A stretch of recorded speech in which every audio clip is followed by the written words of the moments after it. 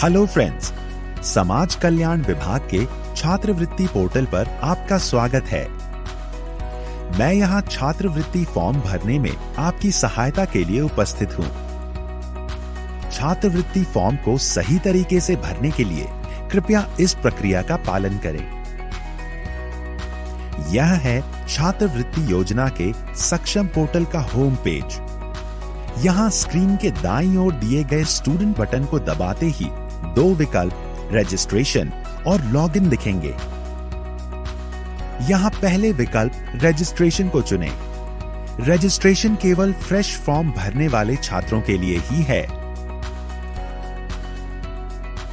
जो रिन्यूअल के छात्र हैं, उन्हें केवल गत वर्ष के अंक तथा प्रवेश की तिथि एवं विश्वविद्यालय द्वारा दिया गया एनरोलमेंट नंबर, गत वर्ष प्राप्त अनुरक्षण भत्ता व फीस एवं वर्तमान वर्ष में जमा की गई फीस का विवरण ही भरना है।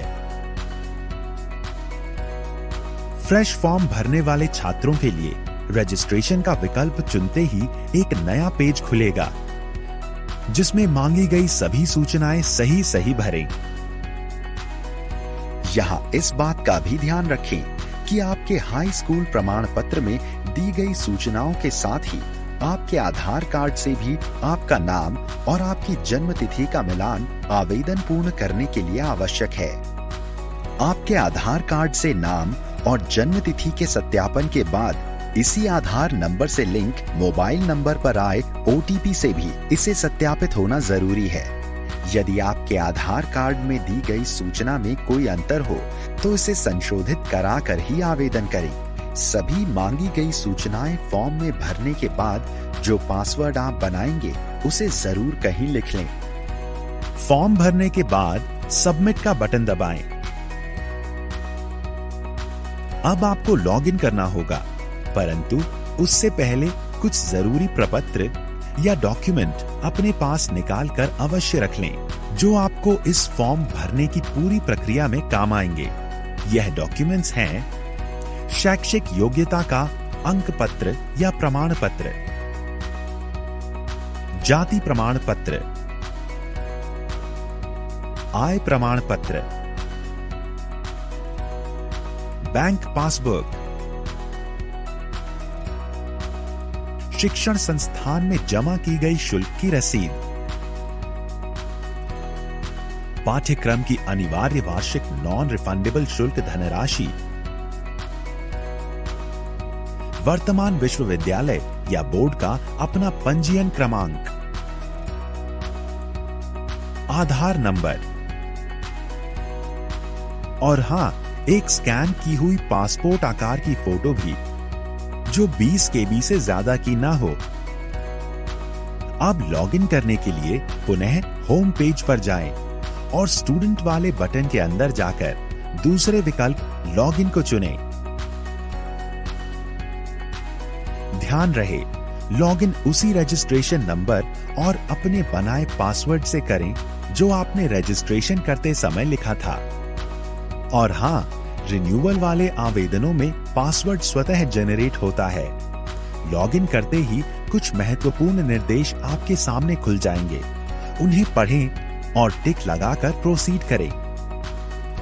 प्रोसीड करते ही आपके सामने एक नया पेज खुलेगा, जिसमें दिए गए विकल्पों में से छात्रवृत्ति हेतु आवेदन पत्र भरें को चुनें। शैक्षणिक योग्यता से संबंधित जानकारी इस पेज पर भरें। यह समस्त जानकारी आपको अपनी हाई स्कूल तथा इंटरमीडिएट की मार्कशीट या अंक तालिका में मिल जाएगी। इसे भरने के बाद सबमिट करना ना भूलें। इस नए पेज पर आपको अपनी निजी जानकारी भरनी है, जैसे उपजाति, पता इत्यादि। उपजाति या सब कास्ट भरते समय विशेष ध्यान रखें। समस्त सूचनाएं भरकर इसे भी अपडेट करें। अब इस नए खुले पेज पर मांगी गई जानकारी जैसे जाति व आय से संबंधित सूचनाएं अपनी जाति प्रमाण पत्र का क्रमांक व आवेदन पत्र क्रमांक एवं आय प्रमाण पत्र का क्रमांक व आवेदन पत्र क्रमांक देखकर सही भरें। इसे अपडेट करते ही हम बैंक से संबंधित मांगी गई सूचनाओं के पेज पर पहुंचेंगे। इन सूचनाओं को भरने के लिए अपनी बैंक पासबुक की मदद लें तथा जनपद, बैंक का नाम व बैंक शाखा का नाम सही सही सेलेक्ट करें तथा खाता नंबर ध्यानपूर्वक सही सही भरें।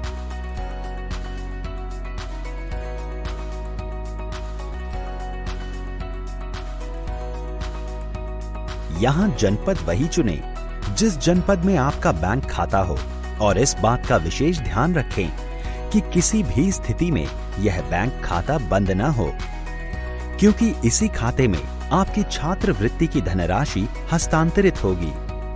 अब इस पेज को पूरा भरने के बाद अपडेट करें। अब हम शुल्क संबंधित विवरण भरने वाले पेज पर हैं। इसमें मांगी गई सूचनाएं अपने प्रपत्रों को देखकर ही भरें व अपडेट करें। हम अपने गत वर्ष का विवरण भरने एक नए पेज पर आ गए हैं।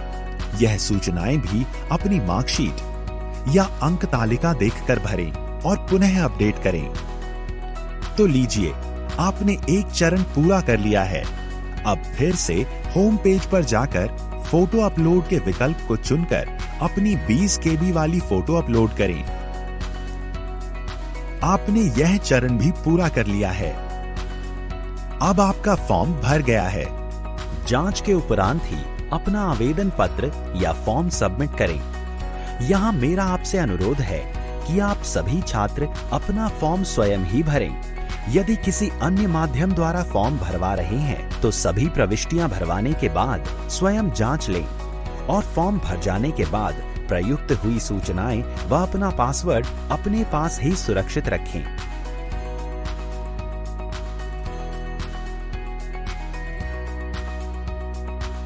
अपना भरा हुआ फॉर्म दिखाए गए प्रिंट विकल्प से प्रिंट करें।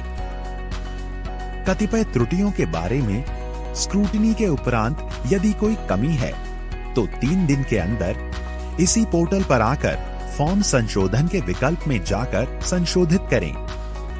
अब अपनी संस्था के लिए फॉर्म का एक फाइनल प्रिंट निकालें।